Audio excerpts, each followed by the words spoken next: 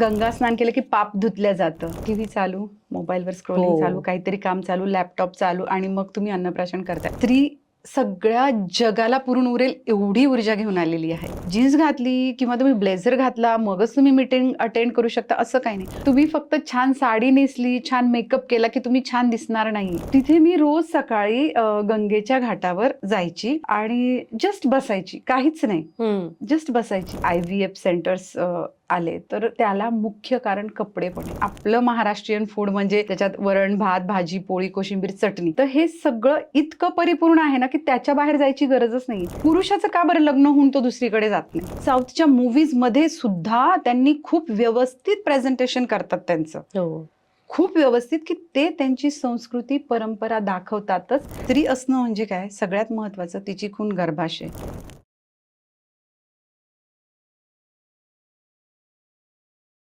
नमस्कार, MLA talk show मध्ये तुमचं मनापासून स्वागत आहे.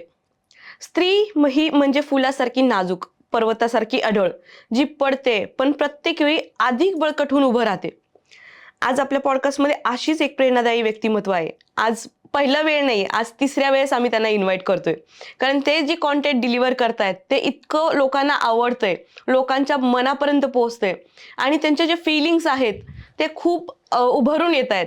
प्रत्येकाला ती गोष्ट पडतीये. त्यामुळे आम्ही त्यांना परत एकदा रिक्वेस्ट केली आहे की मॅम, तुम्ही आज आमच्या पॉडकास्टवर परत एकदा या. आणि आजचा विषयही तसाच एकदम सुंदर आहे, आधुनिक स्त्री. सो अंजली सांगळे मॅम, नमस्कार या पॉडकास्ट शो मध्ये. कसं वाटतं मॅम तिसऱ्यांदा येऊन? खूप छान वाटतंय आणि लोकांनी भरभरून एवढं प्रेम दिलंय कमेंट्सच्या रूपामध्ये की त्यांना माझा हा कॉन्टेंट आवडतोय. आणि तुमचे आभार MLA ग्रुपचे, MLN ग्रुपचे, की त्यांनी मला परत एकदा इथं बोलवलं आणि मला खूप आवडेल स्त्रीबद्दल बोलायला, कारण माझा विषयच तो आहे स्त्री ऊर्जा. येस. सो स्त्री ऊर्जावर आपण इथं बोलतच आलोय, पण आजचा विषय आहे आधुनिक स्त्री. मॅम, सगळ्यात पहिला महत्वाचा प्रश्न, आधुनिक स्त्रीच का, आधुनिक पुरुष का नाही? आता हा महत्वाचा प्रश्न आहे. आपण सगळीकडे म्हणजे नेहमी ऐकतो, कुठल्याही गोष्टीमध्ये तुम्ही ऐकलं असेल की आधुनिक स्त्री, आधुनिक काळ, हे पण आधुनिक पुरुष असा शब्द ऐकलाय का तुम्ही कधी? नाही. कारण पुरुषामध्ये ते बदलच घडलेले नाहीये, तो आहे तसाच आहे.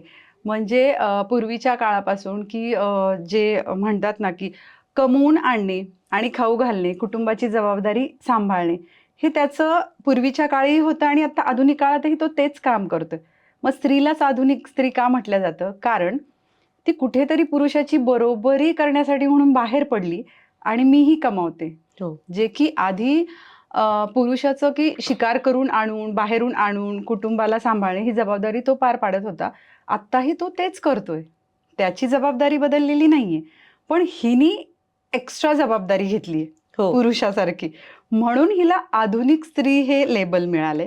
सो आज आपण ते आधुनिक स्त्री या विषयावर चर्चा करणार आहोत. वा, सो मजा येणार आहे मला असं वाटतंय. आणि मेंबर्सला पण, आपले जे टीम आहे, आपला ग्रुपच MLA ग्रुप जो महिलां ओरिएंटेड आहे, पूर्ण महिलांसाठी आहे, सो त्यांच्यासाठी हे कंटेंट खूप महत्वाचं असणार आहे.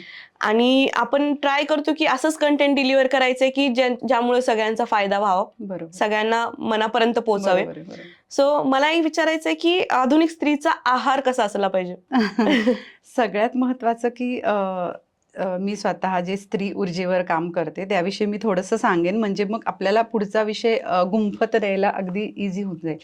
की द इनर्जी वेलनेसची स्थापनाच त्याच्यासाठी झालेली आहे की स्त्री आणि तिची ऊर्जा, तिचं मन, तिची भावना, तिचं आरोग्य, ह्या सगळ्यांची गुंफण म्हणजे द इनर्जी वेलनेस आहे.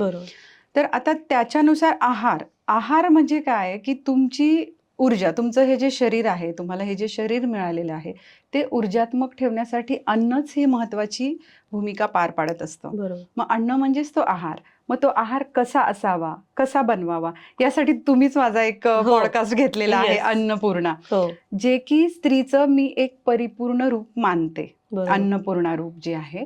कारण त्याच्यामध्ये तिची सगळी इन्व्हॉल्वमेंट होते, तिच्या सगळ्या ज्ञानेंद्रियांची म्हणा, शरीराची, मनाची, मेंदूची, भावनांची, सगळ्यांची गुंफण होऊन ती त्या रूपामध्ये जाते, अन्नपूर्णा रूपामध्ये जाते. आणि मग ते अन्न करते, म्हणजे तो स्वयंपाक करते. आणि मग तिची जी ऊर्जा आहे त्या स्वयंपाकामध्ये उतरून मग तो स्वयंपाक सगळ्यांच्या पोटात जातो तिच्यासहित, आणि मग ते शरीर ऊर्जात्मक लेवलला जातं. तर आहार कसा असावा म्हणजे त्यापेक्षा मी म्हणेल की तो आहार बनवतानाची तिची मनस्थिती कशी असावी. बरोबर. म्हणजे त्यासाठी आपण तो अन्नपूर्णा हा एपिसोड पूर्ण बघितला ना तर त्याच्यात तुम्हाला सगळं कळेल की मनस्थिती कशी असावी, आहारामागची भूमिका काय असावी. पण आज आपण आधुनिक स्त्रीचा आहार कसा असावा हे बघतोय. स्त्री ही कशातच कमी नाहीये. म्हणजे आजकाल मी बऱ्याच ठिकाणी ऐकते की स्त्रियांच्या पॉडकास्टमध्ये असतील, कुठे कार्यक्रमामध्ये असेल, लेखांमधून वाचते मी की आम्ही कुठेच कमी नाही आहोत, पुरुषांच्या बरोबरीने आहोत वगैरे किंवा कामं करतायत म्हणून. पण असं नाहीये. म्हणजे तुम्ही बरोबरी कशाला करता? बरोबरी तुलना कधी होते की बाबा दोघं कमी जास्त काही आहेत. पण इथं मान्यच आहे ना सगळ्या जगाला की स्त्रीच ऊर्जा जास्त आहे. तिची सगळ्याच ह्याच्यातून जर आपण बघितलं तर स्त्रीच मोठी आहे. मग तिने परत खाली येऊन बरोबरी कशासाठी करायची? म्हणजे माझं वाह! म्हणणं हे आहे की बरोबरी कधी करावी की बाबा हा थोडं मागे-पुढे आहे. पण इथं जगन्मान्यच गोष्ट आहे. कारण ज्यावेळेस असुरांचा खूप प्रभाव वाढला पृथ्वीवर, तर ब्रह्मा, विष्णू, महेश सगळ्यांनी येऊन देवीचं स्तवन करून प्रार्थना केली की आम्हाला ह्याच्यातून बाहेर काढ आणि मग आपण ते नवरात्र साजरं करतो. मग ती असुरांना मारते. म्हणजे इथं मान्यच आहे की यू आर द बेस्ट. ठीक आहे. येस. मग तू परत खाली येऊन बरोबरी करायची. मग सगळ्याच गोष्टींमध्ये मी स्वयंपाक करते म्हणून त्यांनी केला पाहिजे, मी कमावते, मी हे करते. तर असं न करता आता मग आहाराचा विषय इथं आलाय. तर तिने सगळ्यात आधी म्हणजे आधीची स्त्री काय होती की सगळ्यांना जीव घालून मग जेवणे. ठीक आहे.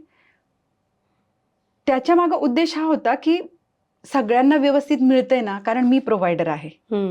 जो कोणी प्रोव्हायडर असतो त्याची भूमिका ही असते की आधी सगळ्यांना देणे आणि मग मी घेणे. पण आता काय झालंय की आता तसं नाहीये ना की म्हणजे आधी सगळे जेवतात आणि मग स्त्री जेवते. आता हे सगळं बरोबरीचा मामला करून टाकलेला आहे. मग त्याच्यामध्ये तिने स्वतःच्या आहाराकडे म्हणजे तिला जर प्रोव्हायडर व्हायचे तिच्या फॅमिलीची तर तिने खूप लक्ष दिलं पाहिजे. आता काय होतंय की ती कमवण्यासाठी बाहेर पडली आणि त्या धावपळीत कुठेतरी तिचा ब्रेकफास्ट राहतोय, लंचचा टाइम स्किप होतोय, पाणी पिल्या जात नाहीये आणि मग आरोग्याच्या समस्या होतात. हो. तर तिचा आहार म्हणजे तिने फक्त एक म्हणजे ह्याच्यात मी तुम्हाला एक टिप सांगेल आहाराच्या बाबतीत की चौरस आहार ज्याला म्हणतो ना आपण आणि आपलं महाराष्ट्रीयन फूड म्हणजे त्याच्यात वरण, भात, भाजी, पोळी, कोशिंबीर, चटणी. तर हे सगळं इतकं परिपूर्ण आहे ना की त्याच्या बाहेर जायची गरजच नाहीये. तेच बरोबर. जेवण तुम्ही व्यवस्थित घ्या. फक्त ते करताना की माझ्या पुढे आज हे अन्न आले, हं. हे ज्यांच्यामुळे आले, जरी ती स्वतः कमवती पण त्याच्यामागे खूप गोष्टी आहेत. ज्यांच्यामुळे ते आले त्यांची मी ग्रेटफुल आहे आणि हे अन्न ग्रहण करून मी माझ्यात ऊर्जा निर्माण करते. एवढा एकच थॉट तिला आहाराच्या सुपर्ब. बाबतीत. ऍक्च्युली ही गोष्ट आता इम्प्लिमेंट करतील लोक हं, की हं. जेव्हा पण जेवणाचं ताट येईल तेव्हा grateful for universe, grateful for her husband also, हां. किंवा ज्यांनी बनवलंय. हो. जरी मी घरी नाहीये, माझी मेड येते स्वयंपाक करते हं, किंवा माझी हं, हं. सासू हेल्प करते, हं, हं, सो हं. त्यांच्यासाठी सुद्धा ती ग्रेटफुल राहील हो. आणि त्यानंतर अन्नप्राशन करेल असं हो, म्हणता येईल. हो. म्हणजे आहार म्हणजे जिथून सुरुवात झाला, की ते अन्न उगवण्यापासूनची प्रक्रिया जी बरोबर. आहे, हो. की त्यामध्ये ज्यांचे हात लागले आणि हे सगळ्या संस्कृतींमध्ये आहे. आपल्या ह्याच्यात तर आहेच आहे म्हणजे प्रार्थना उदरभरण हे जाणी जे यज्ञ करून ते म्हणतो. पण ते कुठेतरी मागे पडले बरोबर. आणि म्हणून हे आजार, ह्या गोष्टी ह्या निर्माण होतात, की तुम्ही एकदा ते प्रेमपूर्वक त्या अन्नाकडे बघितलं, त्याच्याशी कनेक्ट झाल्या. कारण आता काय आहे ना, की टीव्ही चालू, मोबाईलवर स्क्रोलिंग चालू, हो. काहीतरी काम चालू, लॅपटॉप चालू आणि मग तुम्ही अन्नप्राशन करताय. तर त्याचं काय होणार आहे आज जाऊन? तुम्हाला फक्त 1 मिनिट वेळ द्यायचा आहे, की ताट समोर आलं, ताट असेल, डब्बा असेल, जे काही असेल ते समोर आल्यावर स्वतः त्याच्याशी कनेक्ट व्हायचं. डोळ्यांनी कनेक्ट व्हायचं, की हां, मला हे एवढं छान अन्न मिळालंय. जे काही असेल, घरचं असेल, दारचं असेल, बाहेरचं असेल, जे काही अन्न असेल, माझ्यासमोर हा आहार आलाय आणि त्यासाठी मी ग्रेटफुल आहे आणि ते आत जाऊन मला ऊर्जा देणार आहे. बस एवढा थॉट जरी केला ना, तुम्ही बघा म्हणजे आरोग्यामध्ये किती बदल होतात. बरोबर. खूपच सुंदर. सो आता आपण आरोग्याबद्दल बोलत, आहाराबद्दल बोलत. हं. सो विहाराबद्दल काय सांगाल? आता विहारामध्ये ना खूप गोष्टी येतात. म्हणजे आता ते आपण आयुर्वेद जे आहे आपलं, म्हणजे आपल्या संस्कृतीने आपल्याला खूप छान परंपरा म्हणजे छान गोष्टी दिलेल्या आहेत, की तुम्ही हे फॉलो करा, ह्या पद्धतीने फॉलो करा. म्हणजे तुम्ही जर बघितलं तर आपले सणवार पण ऋतूनुसार आलेले आहेत. म्हणजे जसा ऋतू बदलतो तसा एक सण आला. आता आता हे येईल, संक्रांत येईल, मकर संक्रांत येईल. बरोबर. तर मग त्याचं एक उदाहरण घेऊया आपण विहारासाठीचं, की संक्रांत येतेय तर मग नक्की काय काय व्हायला पाहिजे? उत्तरायण होते, सूर्य बदलतोय, मग हिवाळा आहे, तो सूर्यप्रकाश आपल्या अंगावर यायला पाहिजे. म्हणून मग तुम्ही त्या सूर्यप्रकाशात बसलं पाहिजे. तिळगुळ तसं तुम्हाला कितीही सांगितलं तुम्ही खा तर नाही, ड्राय होते हिवाळ्यामध्ये, ह्या ऋतूमध्ये स्किन. मग जर तुम्ही तीळ खाताय, तिळाचं तेल लावताय, तर तुमच्या शरीराचं त्यांनी पोषण होतंय. तर विहारामध्ये ह्या गोष्टी येतात, की तुम्ही काय वागता, काय करता, कोणत्या गोष्टी फॉलो करता, तो म्हणजे विहार. तर मग आपल्याला ऑलरेडी आपल्या संस्कृतीने हे सणांच्या रूपाने, काही परंपरांच्या रूपाने ह्या गोष्टी विहाराच्या घालून दिलेल्या आहेत. पण आजकाल काय झालंय ना, की त्यामध्ये ते फक्त किंवा आपल्या ठराविक ठिकाणच्या यात्रा असतील, ज्याला आपण तीर्थयात्रा म्हणतो नाही का, की या महिन्यामध्ये या देवाला जायचं. मग का बरं जायचं? कारण तिकडे तो ऋतू तसा असतो आणि तुम्ही त्यावेळेस ते बघितलं पाहिजे, त्यावेळेस तुमचा प्रवास झाला पाहिजे. पण आजकाल यात्रा म्हणजे लोकांना ट्रिप आणि यात्रा यातला फरकच कळत नाहीये. म्हणजे होतंय काय ना, की आम्ही देवाला चाललोय म्हणताय, पण ती ट्रिपच होती. हो. म्हणजे जायचं तिथं फक्त, डोकं टेकवायचं आणि नंतर मग ते फोटो आणि ते रील्स आणि हे ते, किंवा त्याच्याही पलीकडे जाऊन तुम्ही तिथला निसर्ग बघणं अभिप्रेत आहे. तिथल्या त्या गोष्टींशी कनेक्ट होणं, तिथलं लोकल लाईफ काय आहे, तिथं सीझनल काय आहे सध्या आणि तिथे तुम्ही कसे कनेक्ट होताय ते महत्वाचं आहे. आजकाल विहार म्हणजे काय, की फक्त आम्ही वन डेसाठी गेलो तिथं फक्त वेगवेगळ्या टाईपचे कपडे घातले, शूट केलं, रील केलं आणि झालं. हे नाही. विहार करणं म्हणजे की तुम्ही तिथे जाऊन तिथं विहेरून येताय. बरोबर. म्हणजे तिथं कनेक्ट होऊन आणि तिथून काहीतरी घेऊन येताय. काहीतरी स्वतःमध्ये बदल करून येताय. आता मी तुम्हाला एक प्रसंग सांगते छोटासा. मी आता ऋषिकेशला गेले होते मेमध्ये. तर तिथे मी रोज सकाळी गंगेच्या घाटावर जायची आणि जस्ट बसायची, काहीच नाही, जस्ट बसायची. पण तिथं त्या पाण्यामध्ये पाय ठेवून जो कनेक्ट झालाय ना, तो तुम्ही किती गंगा स्नान केले. म्हणजे काय होतं, की आजकाल खूप ना फॅड टाईप गोष्टी आलेल्या आहेत, की सगळेजण बाबा चालले, मग मी पण चालले नाही का, की ह्याला गेले सगळेजण. महाकुंभ होता, गर्दीत फक्त गेले आणि आले. काय बदल झाला त्यांच्यामध्ये? काहीच नाही. आणि हे जे आजकाल नाही का, की बाबा क्रिस्टल, आम्ही क्रिस्टल घालतो, क्रिस्टल वापरतो. तर तुम्हाला माहिती आहे का, गंगेचं पाणी इटसेल्फ क्रिस्टलाइज्ड वॉटर आहे. कारण ते हिमालयातून येतं, ते क्रिस्टलचंच बनलेलं आहे. आणि मग जुनी लोक जे म्हणायचे ना, की गंगा स्नान केलं की पाप धुतलं जातं. लिटरली पाप धुतलं जातं. कारण जेव्हा तुम्ही ते क्रिस्टलाइज वॉटरमध्ये बसता, तर तुमच्या सेल्सचं रिप्रोग्रामिंग होत असतं. तुमच्या बऱ्याचशा गोष्टी माइंडमधून जातात आणि त्या सेल्सचं प्रोग्रामिंग झाल्यामुळे तुम्ही नवीन ऊर्जेने नवीन गोष्टी करता, म्हणजेच मागच्या गोष्टी विसरल्या जातात. हे झालं पाप धुणं. पण आजकाल फक्त तो इव्हेंट झालाय, की हरिद्वारला जायचं, ग्रुपने जायचं, आंघोळ करायची, रील्स काढायच्या, झालं. तर तुम्ही त्यातून काय घेऊन आले? तर विहार असा पाहिजे तुमचा, की तुम्ही जिथे जाताय तिथे जाऊन काहीतरी नवीन घेऊन येईन. कारण हे बघा, आपला जन्मच त्याच्यासाठी झालेला आहे ना, इव्हॉल्व्ह होण्यासाठी. नाहीतर असं कितीदा आपण आलो गेलो. पण मग जर तुम्हाला मनुष्य जन्म मिळालाय, तर तुम्ही ह्या गोष्टी सगळ्या फॉलो केल्या पाहिजे. आणि त्यात पर्टिक्युलर स्त्री म्हणजे मी तर स्वतःला रोज सकाळी माझं असतं, की हां, बरं झालं मला स्त्रीचा जन्म मिळालेला आहे, की ह्याच्यात तुम्हाला खूप क्षमता आहेत पुरुषांपेक्षा जास्त. आणि त्या सगळ्या क्षमतांचा जर तुम्ही वापर केला, तर तुम्ही जगही बदलू शकता. पण आधुनिक स्त्रीने काय केलंय, जो आपला विषय आहे, आधुनिक स्त्रीने काय केलंय, की स्वतःभोवती ना एक सर्कल तयार, एक कुंपण तयार केलंय, की मी फक्त म्हणजे मी फक्त माझ्या नवऱ्यापुरतं बघणार, मुलांपुरतं बघणार आणि कधी-कधी तर स्वतःलाही घेत नाही त्याच्यामध्ये, मग माझ्या घरापुरतं बघणार, असं नाहीये. स्त्री सगळ्या जगाला पुरून उरेल एवढी ऊर्जा घेऊन आलेली आहे. ती सीमित झाली. आधीची स्त्री अशी नव्हती, हो. बिलकुल नव्हती. म्हणजे तिला सगळ्यांचं विचारायचं, पशु पक्ष्यांसुद्धा, म्हणजे दारात गाय आहे, तिला घास द्यायचा आहे, म्हणजे इथपासून सगळं होतं, की कुठेतरी अजून अजून जास्त जास्त जास्त ती पार करत होती. आत्ता काय झालंय, की बस मी, माझं सर्कल, ही आधुनिक स्त्री आहे. सो आपल्याला ह्याच्यातून बाहेर पडायचं. सुपर. सो आपण आता आरोग्याबद्दल बोललो, विहाराबद्दल बोललो. सो आधुनिक स्त्रीचे विचार कसे असले पाहिजेत?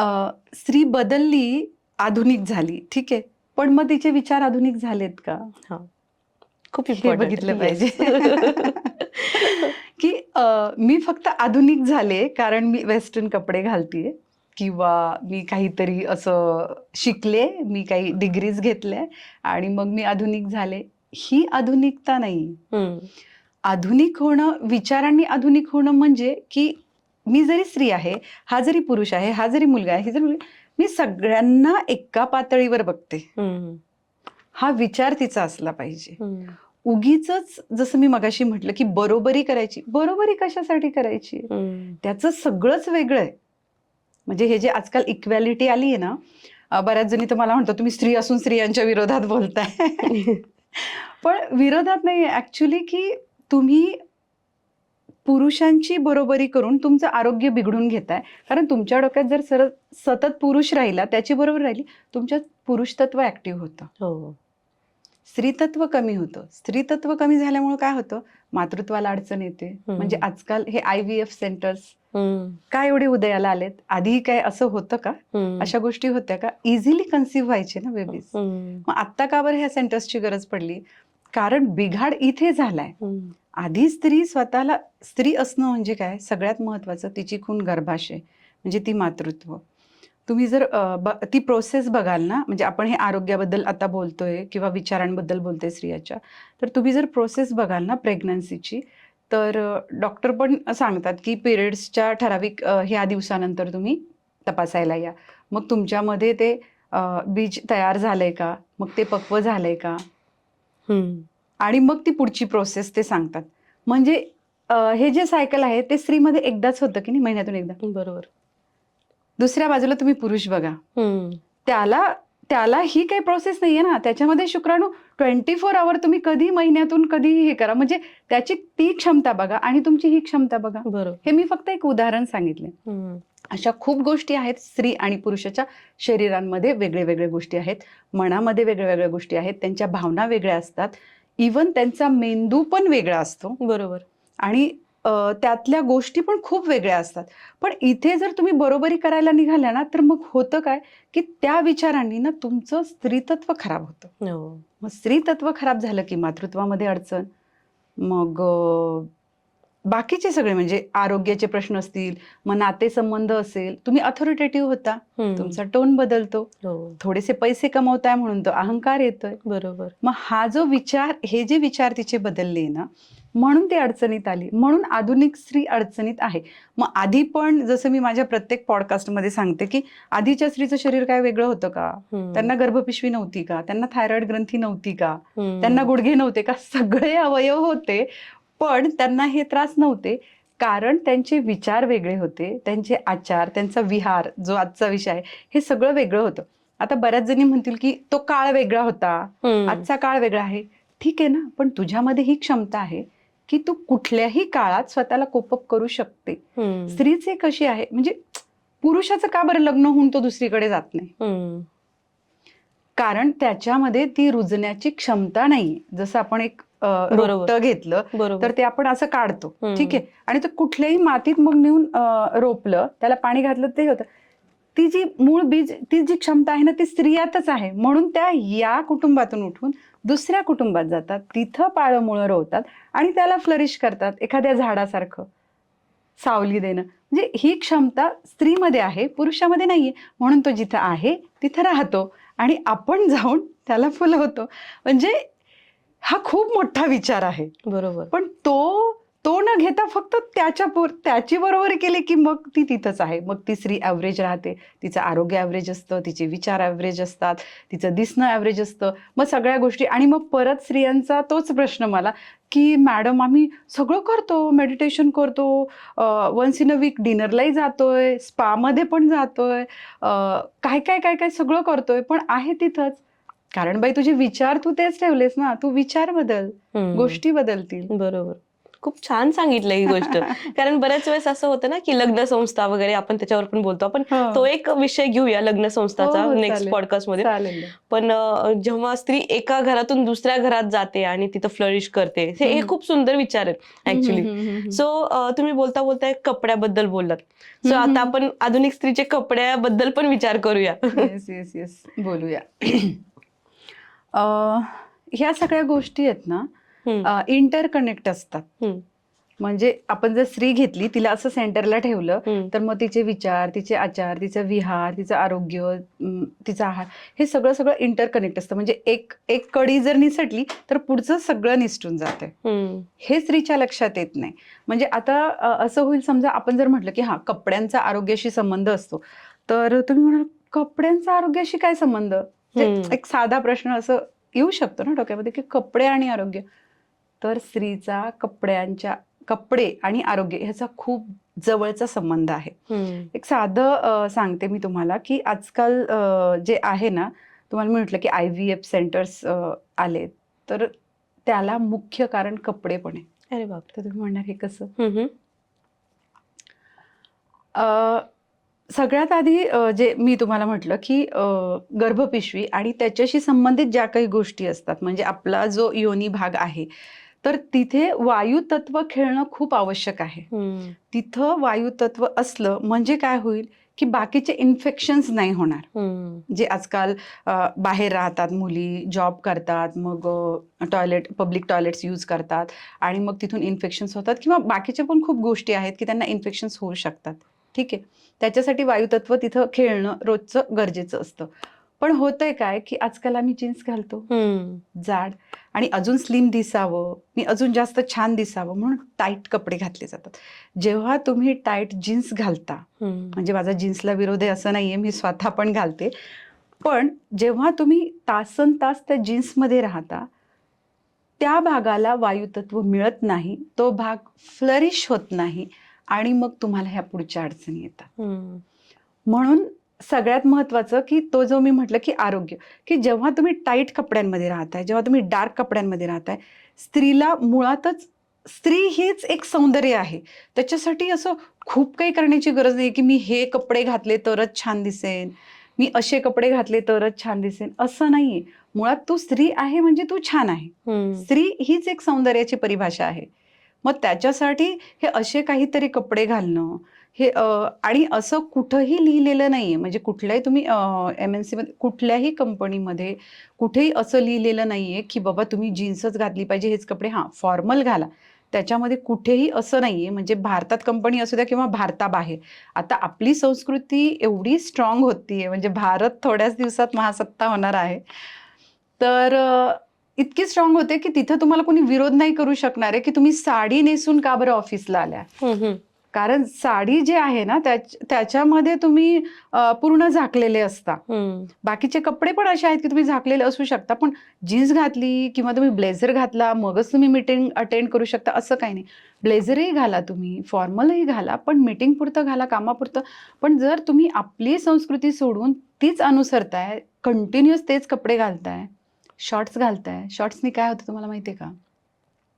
तुमचे म्हणजे जो भाग तुमचा झाकलेला पाहिजे, ज्या गोष्टी तुमच्या जीवनात, म्हणजे स्त्री म्हणून तुमच्या जीवनात पुढे ज्या गोष्टी येण्यासाठी जो भाग तुमचा झाकलेला पाहिजे, तो जर तुम्ही उघडा ठेवताय, तर तुम्हाला ज्यावेळेस त्या भागाची गरज आहे, तर त्यावेळेस तुम्हाला ते होणार नाही ना. तिकडून तुम्हाला ज्या गोष्टी पाहिजे ते येणार नाहीयेत ना. म्हणून मग कपडे खूप महत्वाचा रोल प्ले करतात आरोग्यामध्ये, की तुम्ही टाईट कपडे घालताय आणि मग तुम्हाला जे आजकाल ब्रेस्ट कॅन्सर वगैरे ते आले. आजकाल खूप जणी असं महिला संघटना आहेत, की ज्या अवेअर करतायत तुम्हाला, की या टाईपच्या ब्राज नका वापरू, या टाईपचे ब्लाउजेस, शर्ट्स नका घालू. कारण तिथे जर तुम्हाला खूप तुम्ही दाबून ठेवताय, तर तिथे सिस्ट गाठी तयारच होणार आहेत ना. कोणत्याही गोष्टीला जर प्रेशर आलं, दाब आला, तर तिथला रक्तपुरवठा कुंठित होणार. आणि मग तिथे ऑलरेडी कॅन्सर सेल्स आपल्या बॉडीमध्ये असतातच. मग त्या वाढणार, कारण त्याच्यावर तेवढं प्रेशर येतंय, तिथं तेवढी हीट तयार होती, त्यांच्यासाठी अनुकूल वातावरण तयार होतंय. आणि मग त्या सिस्ट वाढणार आहेत आणि मग ब्रेस्ट कॅन्सरचं प्रमाण वाढतंय.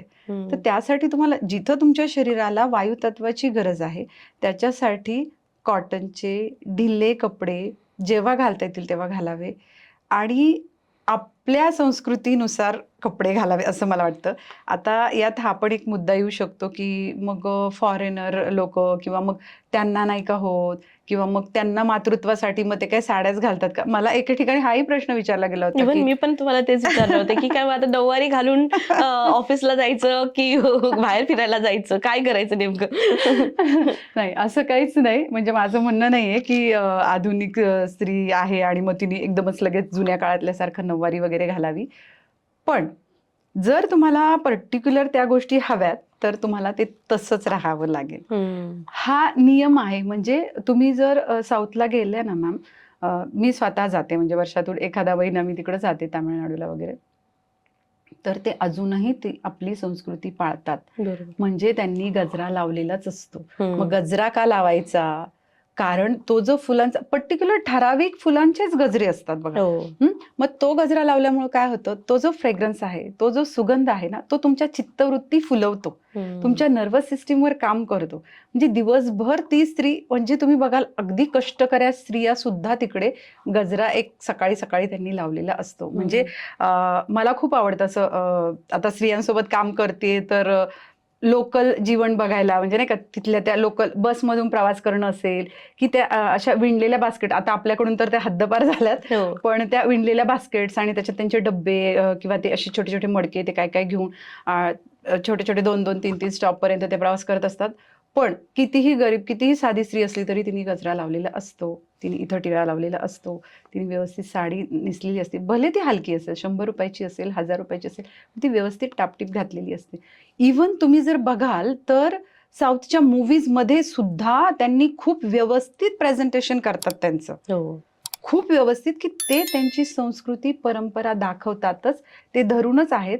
आणि तुम्ही जर आपलं म्हणजे महाराष्ट्राचं जर कम्पेअर केलं तसं बघितलं गेलं तर महाराष्ट्र सगळ्यात समृद्ध आहे. सगळ्या गोष्टींनी समृद्ध आहे महाराष्ट्र. म्हणजे शेती म्हणा, उद्योग व्यवसाय म्हणा, शिक्षण म्हणा, सगळ्या ह्याच्यानी खूप प्रगत आहे. मग जसे आपण प्रगत आणि आधुनिक आपला विषय आहे आधुनिक, जसे आधुनिक होत गेलो ना तर तसं आपण कुठेतरी आपली संस्कृती परंपरा मागे टाकल्या आणि मग अडचणीत आलो. म्हणून सगळ्यात जास्त हॉस्पिटल्स गोष्टी पण महाराष्ट्रात आहेत. मेंटल हेल्थचे क्युअरचे सेंटर्स पण महाराष्ट्रात आहेत. का बरं? कारण आपण कुठेतरी आपली संस्कृती परंपरा सोडली. तिकडे पण तुम्ही साऊथला गेले ना तिकडे पण आहे, IT सेक्टर पण खूप मोठा आहे, सगळ्या गोष्टी आहे, टॉलिवूड आहे, म्हणजे मूव्हीज सगळं आहे. पण त्यांनी त्यांची संस्कृती परंपरा अजूनही त्यांची मंदिरं बघा, त्यांचे रिच्युअल्स म्हणजे सगळ्या गोष्टी बघा त्यांनी त्या धरलेल्या आहेत. म्हणून तिकडची आपण म्हणतो की नाही ते खूप स्ट्रॉंग लोक आहेत किंवा बोलायला खूप रॅश असतात किंवा असे करतात. पण नाही त्यांनी ते धरून ठेवले आणि म्हणजे त्यांचं ते आहेच आहे बाबा की ठाम आहेत ते की नाही आमचं हे असं आहे असं असणार. म्हणजे तुम्ही त्या मला आता त्यांचं नाव आठवत नाही, ते मंगलयान मधल्या त्या सायंटिस्ट. सो तुम्ही बघा ना त्या तिथं 2 दिवस म्हणजे बसलेल्या ते घरी स्वयंपाक करून आले आणि त्या साडीत गजरा लावलेला म्हणजे ते एक प्रातिनिधिक रूप आहे आपल्या संस्कृतीचं की त्या पदाला जाऊनही म्हणजे ती इतकी इंटेलेक्च्युअल म्हणजे बाई असून किंवा एक त्या पदाला जाऊनही संस्कृती सोडलेली नाही. बरोबर. सो आपण ते सोडल्यामुळे कुठेतरी आपल्याला हे आरोग्याचे प्रश्न, मानसिक आरोग्याचे प्रश्न, आर्थिक प्रश्न, नातेसंबंधातले प्रश्न हे कुठेतरी आपली संस्कृती परंपरा मागे सुटल्यामुळेच आलेत. बरोबर. मग आधुनिक स्त्री बनायचं म्हणजे पहिल्या गोष्टी सोडायच्या असं नाही. तुम्ही आधुनिक बना, तुम्ही जीन्स घाला, ब्लेझर घाला, मीटिंग अटेंड करा, तुम्ही पार्टीज करा, सगळं करा. कारण ती पण आजच्या जगाची गरज आहे. कारण तुमची मुलं तुम्हाला असं वाटेल ना की हे एलियनेट होतील, हे ऑड वन आउट होतील ना बाकीच्या ह्याच्यात तुम्ही ते करा, त्यांच्यासाठी करा. पण तुमचं सोडू नका. सकाळी उठल्यावर मुलांना म्हणजे मी स्वतः माझ्या मुलांना तर आहेच सवय की उठल्यावर अर्धा मिनिट लागतो, किती शाळेत जायचे उठल्याबरोबर फक्त त्यांना हात जोडून कराग्रे वसते लक्ष्मी म्हणायला लावा. बरोबर. ते कायमस्वरूपी आयुष्यभर सवय लागेल त्यांना. बरोबर. सो हे असे विचार आधुनिक स्त्रीने केले तर ती तर स्वतः तर छान होईलच तिचं सगळ्या गोष्टी, हम्म. पण ती पुढच्या पिढीला पण देईल, कारण पुढच्या पिढीला तर याची खूप गरज असणार आहे. बरोबर बरोबर. आपण कपड्यासोबत आरोग्याबद्दल बोललोय, हम्म. पण तरी पण मला जाणून घ्यायचंय की आधुनिक स्त्रीचं आरोग्य कसं असलं पाहिजे. शरीर थकलं की चिडचिड होते. बरोबर. आजकाल स्त्रीचं काय झालंय की तिने ही जी एक्स्ट्राची जबाबदारी घेतली, आता तुम्ही म्हणाल घेतली असं नाही, गरज आहे बाबा, काळाची गरज आहे, दोघांनीही कमावणं, ठीक आहे, पण ही जी जबाबदारी घेतल्यामुळे ती जबाबदारी सोडली का तिने? नाही. तिची सुटतीये का? नाही. घर कुटुंब हे जे आहे हे सांभाळणं ही तिची मुख्य जबाबदारी, ती सुटली का तिची? नाही, ती तर आहे. मग ही अजून एक जबाबदारी आली, कमावणं, बाहेर जाणं. आणि मग इथे काय झाले ना की तिला संतुलन जमत नाही. हम्म. म्हणजे माझं द एनर्जी वेलनेसचं ना टॅगलाईनच आहे संतुलन म्हणून. तर इथं संतुलन म्हणजे तो बॅलन्स तिला जमत नाहीये की बाहेरचं पण, घरचं पण, स्वतःचं, मुलांचं, आणि ह्यामध्ये तिचं आरोग्य बिघडतं. बरोबर. तिची चिडचिड होते. आणि तो जो उद्वेग आहे ना किंवा तो जो राग आहे तो कुणाचा आहे काही कळत नाहीये तिला. ती रोज नुसती पळतीये, म्हणजे धावतीये, उठते सकाळी, मुलांचे डबे करतीये, सगळं काही करतीये, ती कॉन्स्टंट अशी धावतीये. आणि कशाच्या मागे धावतीये हेही तिला कळत नाही. बरं, ते थांबतही नाही, ते संपतही नाही. आणि इथे कुठेतरी ती मानसिक डिस्टर्ब होतीये आणि मग त्याच्यामुळे तिचं आरोग्य खराब होतंय. बरोबर. मग चिडचिड होतीये. चिडचिड का होतीये? कारण उठायला उशीर झाला, मग डब्याला उशीर झाला, मग त्याच्यामध्ये ब्रेकफास्ट स्किप झाला, मग ऑफिसला गेले, वाटलं होतं तिथं ब्रेकफास्ट करेल, लगेच मीटिंग लागली आणि मग ब्रेकफास्ट स्किप झाला. बरोबर. मग ते जे तिला पोषण पाहिजे ते मिळालं नाहीये. मग ते आरोग्यावर असं एक दिवस नाही झालं, असं बऱ्याचदा झालं. आणि मग तिला कळत नाहीये की तिची चिडचिड का होतीये. मग ती चिडचिड कधीतरी नवऱ्यावर राग, मग मुलांवर राग. म्हणजे माझ्याकडे जे आता सध्या ज्या लेडीज येत आहेत किंवा जे कपल येत आहेत ना, तर त्यांचा प्रॉब्लेम, मला कळत नाही हो मॅडम माझी का चिडचिड होती. मग तपासण्या करायच्या. मग आता दवाखाने तर आहेतच ना त्याच्यासाठी की तुमचं सगळं स्कॅनिंग होतंय. मग बऱ्याचदा असं होतं ना की अगदी कमी वयात बीपी पण लो आहे, शुगर आहे. बरं, शुगर का आहे की तुमचं वेळा फॉलो होत नाहीयेत ना जेवणाच्या, नाश्त्याच्या वगैरे. मग शुगरचे प्रॉब्लेम सुरू झालेत, मग कोलेस्ट्रॉलचे प्रॉब्लेम सुरू झालेत, आणि बाकीचं तर मग हे आहे, म्हणजे पीसीओडी आहे, मग हे सगळं का होतंय. आणि त्याच्यात मायग्रेनचं एक नवीन मी बायकांचं बऱ्याचदा ऐकलंय की मायग्रेन होतोय, डोकं दुखतंय. मग हे का होतंय की तू स्वतःला कुठेतरी स्वतःकडे बघतच नाही. म्हणजे माझा जो मागचा पॉडकास्ट होता की सेल्फ लव्हवर आपण बोललो, म्हणजे तिथे थोडंसंच घेतलं होतं आपण सेल्फ लव्हचं, की सेल्फ लव्ह म्हणजे आधुनिक स्त्रीने काय ठेवलं माहितीये का, सेल्फ लव्ह म्हणजे कुठेतरी मैत्रिणीसोबत एक दिवस आउटिंगला जाणं, नाहीतर मग स्पाला जाणं, बस. म्हणजे तिच्या दृष्टीने तिने ह्याच गोष्टी, किंवा एखादा मेडिटेशनचा कोर्स जॉईन करणं, एवढंच तिने सेल्फ लव्ह ठेवलंय की हां मी माझ्यासाठी काहीतरी करणार, मी उद्या बाहेर चालले. घरच्यांनाही वाटतं की चला आठवडाभर करते तर जाऊ दे. पण हे सेल्फ लव्ह नाहीये, यांनी तुझं आरोग्य छान होणार नाही. म्हणजे तू 2 रील काढून सोशल मीडियाला टाकल्या छान, तर मग तुझं आरोग्य छान झालं का? नाही. मग तुला आतल्या आरोग्याची काळजी घेणं गरजेचं आहे. आणि ह्याच्यामध्ये ना म्हणजे मला खरंच अभिमान वाटतो सांगायला की द एनर्जी वेलनेस खूप काम करते की तुमचं आरोग्य आतून छान करायचं. आतून छान झालं की ते बाहेरून दिसणार आहे. बरोबर. म्हणजे मी नेहमी सांगते की तुम्ही फक्त छान साडी नेसली, छान मेकअप केला की तुम्ही छान दिसणार नाही. म्हणजे एखादी स्त्री बघा सावळीशीही असते पण खूप आपल्याला आवडून जाते, नाही का, म्हणजे एकदम अशी छान वाटते. का बरं? तिने काही मेकअप पण नसतो केलेला. तिची आतली ऊर्जा जी आहे ना ती खूप प्युअर असते, खूप छान असते. कुणाबद्दलही वाईट विचार नाही, वाईट बोलायचं नाही, फक्त स्वतःबद्दल चांगला विचार करायचा. मग आपोआप म्हणजे जे मी सांगते की स्त्री ही एनर्जी प्रोव्हायडर आहे तिच्या फॅमिलीची. तिच्या मनात जे विचार येतात तेच तिच्या नवऱ्याच्या मनात विचार येणार आहेत, तेच तिच्या मुलांच्या, तसंच तिचं घर पण असणार आहे. सो तिने तिच्यावर काम करणं गरजेचं आहे. तिचं आरोग्य छान असेल तर सगळं छान राहील. बरोबर. खूप सुंदर. सो मॅम, तुम्ही पुढच्या पिढीला म्हणजे मुलींना काय संवाद द्याल, की काय संदेश द्याल तुम्ही? बरं, पुढच्या पिढीला तर किंवा आता सध्या जे आधुनिक स्त्री, मॉडर्न स्त्री बनतायत, पुढची पिढी म्हणजे की अगदी आपण छोट्या मुली म्हणतोय की मिडल एजच्या म्हणतोय किंवा काय म्हणतोय, इथं सगळ्यात महत्वाची भूमिका आईची आहे. आधुनिक स्त्री म्हणजे आई जेव्हा आधुनिक स्त्री बनली ना तिथं संपलं. म्हणजे तिलाच माहित नाहीये स्वतःसोबत कसं वागायचंय, काय करायचंय, कसं राहायचं. ती फक्त फ्लो मध्ये, जसं मी म्हटलं की धावतीये, पळतीये, आणि मग ती काय देणार आहे तिच्या मुलीला. मी हाच एक संदेश देईल की तुम्ही आपली संस्कृती, आपल्या परंपरा जपा. आणि ते जपायच्या म्हणजे काय रोज जपायची माळ घेऊन बसायचं नाहीये, किंवा खूप वेगळं आउट ऑफ रुटीन जाऊन काहीच करायचं नाहीये. पण जर तुम्ही नुसते तुमचे सण समारंभ उत्सव जरी व्यवस्थित सांभाळले, रोजच्या घरामध्ये काही रिच्युअल्स ठरवून दिले, काही गोष्टी ठरवून दिल्या, तर त्या आपोआप पुढच्या पिढीपर्यंत जातील, म्हणजे तुमच्या मुलींपर्यंत जातील. मग त्या त्यांचं कुटुंब तसं फ्लरिश करतील आणि मग ते पुढे झिरपत जाईल.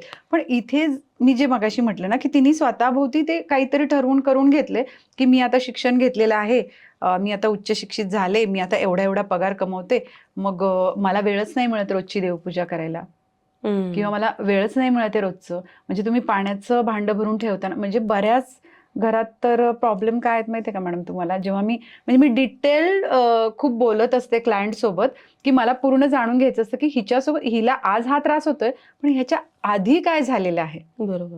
जेव्हा मी विचारते, जेव्हा मी त्यांच्याशी डिस्कस करते, तेव्हा मला कळतं की घरात पाणी सुद्धा भरून ठेवलेलं नसतं आजकाल मुलींनी. ॲक्वागार्ड बसवलेला आहे, म्हणजे वॉटर प्युरिफायर आहे, आणि ते डिरेक्टली पाणी घेतात. पाण्याचं मी एक तुम्हाला म्हणजे सांगेन की पाणी, जसं की अन्न सांगितलं, की पाणी जे आहे की ते ऊर्जात्मक लेवलला वहन करतं खूप गोष्टींचं. तर तुम्ही पाणी स्टोअर, म्हणजे तुम्ही जर साऊथला गेले ना, तुम्ही बघितलं ना, किंवा आपल्याकडे बघा, म्हणजे मी ग्रामीण भागातून आलेली आहे, खेड्यातून आलेली आहे, त्याच्यामुळे मला माहिती आहे की तुमच्या घरातला पाण्याचा माठ आहे ना, तो कुणालाही दिसेल असा नसतो ठेवलेला. तुम्ही ऑब्झर्व करा किंवा आठवा तुमच्या लहानपणीचं, म्हणजे गावाकडचं कधी गेलेलं असेल, की एकदम अचानक दिसेल असा माठ नसतो ठेवलेला. का बरं? कारण तुमची नजर सुद्धा त्या पाण्याला बदलू शकते, कारण पाण्याला मेमरी असते. मग तुम्ही जर घरात आता पाणीच भरून ठेवत नाहीये, मग पुढे तुम्ही काय देताय? म्हणजे तुम्ही ह्या ज्या सवयी आहे की एक पाण्याचं भांडं भरून ठेवणं, त्या पाण्याला व्हायब्रेशन देणं, जे मी माझ्या फर्स्ट ह्याच्यामध्ये तुम्हाला सांगितलं होतं की पाण्यातून तुम्ही व्हायब्रेशन देऊ शकता, की माझं आरोग्य छान होत आहे, माझ्या मुलांचं आरोग्य छान होत आहे, आणि ते होतं. तुम्हाला व्हायब्रेशन द्यायचंय, पण तुम्ही स्टोअरच नाही केलेलं ते पाणी, मग व्हायब्रेशन कसं देणार? म्हणजे बऱ्याच जणींच्या बोलण्यातून मला असं नाही, आम्ही असं पाणी बिनी भरून नाही. तर फक्त मी त्यांना काय दिलं, आता परवा एक माझी क्लायंट होती, तर ती मला सांगत होती की मीना मॅडम एक जणीला सांगत होते की मला नाही माहिती त्या मॅडम नक्की काय करतात बरं का, पण त्या असं काहीतरी सांगतात ना की आपलं आपोआप सगळं छान होऊन जातं. तर आता ही छोटी गोष्ट आहे की तुम्ही पाणी भरून ठेवायचं, भांड्यामध्ये असेल किंवा जार, तुमच्याकडे जे काही असेल त्याच्यामध्ये, आणि त्याला दोन्ही हात असे लावायचे आणि त्या पाण्याकडे प्रेमपूर्वक नजरेने बघायचं, आणि हे पाणी म्हणजे जीवन आहे, आणि हे मला ऊर्जा देत आहे, माझ्या कुटुंबाला चांगली ऊर्जा देत आहे. बस ते पाणी फक्त जरी पिले ना, तरी पण गोष्टी खूप बदलतात. पण मग तुम्ही स्वतः, तुम्हाला वेळ नाहीये, आणि मग ते घरात पाणी भरलेलं नसतं, मुलं पण येतात, वॉटर प्युरिफायरकडे जातात, पाण्याची बाटली भरून घेतात, नवरा पण येतो, तसंच करतो, तुमच्याकडे ते पाणी, म्हणजे पाणी जे जीवन आहे तेच तुमच्या घरात अवेलेबल नाहीये, तर मग तुम्हाला काहीच अवेलेबल असणार नाही. नवीन पिढीला मी हेच सांगेल की तुम्ही आधी बघा तुमची आई कशी राहते. बरं ठीक आहे, आता आई तर आधुनिक झाली, पण मग तुमची आजी, त्या काय गोष्टी फॉलो करत होत्या, त्या कशा करत होत्या, त्यांच्या घरामध्ये कसे, ठीक आहे आजकाल आता खूप महागाई आहे, मग आता अन्न वाया जाईल वगैरे म्हणून, पण एक पोळी तर जास्त राहू द्या डब्यामध्ये, ती उद्या कोणी नाही, ठीक आहे आजकाल आता म्हणजे पुण्यात आल्यावर मी ते बघितलं की नाही, मग ती कुणाला द्यायची, मग ती डस्टबिन मध्ये कसं टाकायची, आणि इथपासून प्रश्न सुरू होतात. कुणीतरी ती खाईल, किडा खाईल, मुंगी खाईल, कावळा खाईल, कुत्रा खाईल, कुणाच्या तरी पोटात ते अन्न जाईल, आणि तुमच्याकडून कुठंतरी देणं घडेल. कारण जेव्हा तुम्ही जन्माला आलेले आहात, तुम्ही फक्त घेण्यासाठी नाही, तुमचा देण्याचाही भाव असला पाहिजे. मग तुमचं देणं तसं घडत नाहीये, तर तुम्ही एक पोळी एक्स्ट्रा करा. म्हणजे आपल्याकडे तर पहिले 3 पोळ्या एक्स्ट्रा सुरुवातीला करून त्या ठरलेल्या होत्या कोणाच्या. आता इथं अवेलेबिलिटी नाहीये, म्हणजे बऱ्याच क्लायंट्स असतात, आम्ही कुत्रा कुठे शोधायचा, गाय कुठे शोधायचा, तुम्ही काहीच शोधू नका. ती चपाती उरलीये, ठीक आहे, तुम्ही ती खिडकीत ठेवा, टेरेसवर ठेवा, किंवा कामाला मावशींकडे द्या, किंवा तुम्ही जाता जाता कुठेतरी ती ठेवा. कावळा, मुंगी, कुत्रा, कुणीतरी येऊन ते भूत द्या, ते होऊन जाईल, ते घडेल तुमच्याकडून. पण तुम्हाला ते तुम्ही तुमच्यासाठीच घरात बनवत नाही, तर तुम्ही अजून देणार कोणाला? आधुनिक स्त्रीनी फक्त मी म्हणते अन्न आणि पाणी, ह्या 2 गोष्टी जरी सांभाळल्या ना, तरी खूप होईल. सुपर. सो जाता जाता एक शेवटचा प्रश्न तुम्हाला विचारायचा आहे मला, की आधुनिक स्त्री ही फक्त शब्द योजना आहे का, की एक क्रांती आहे? मी तर त्याला शब्दयोजनाच म्हणेन. की जसं आपण पूर्ण पॉडकास्टमध्ये बघितलं, की आधुनिक स्त्री ही फक्त आधुनिक राहायला लागली. ठीक आहे. पण तिने आधुनिक विचार नाही आत्मसात केले आणि मग ती शब्दयोजना म्हणूनच बनून राहणार ना. क्रांती घडू शकते, की मी आधुनिक पण आहे.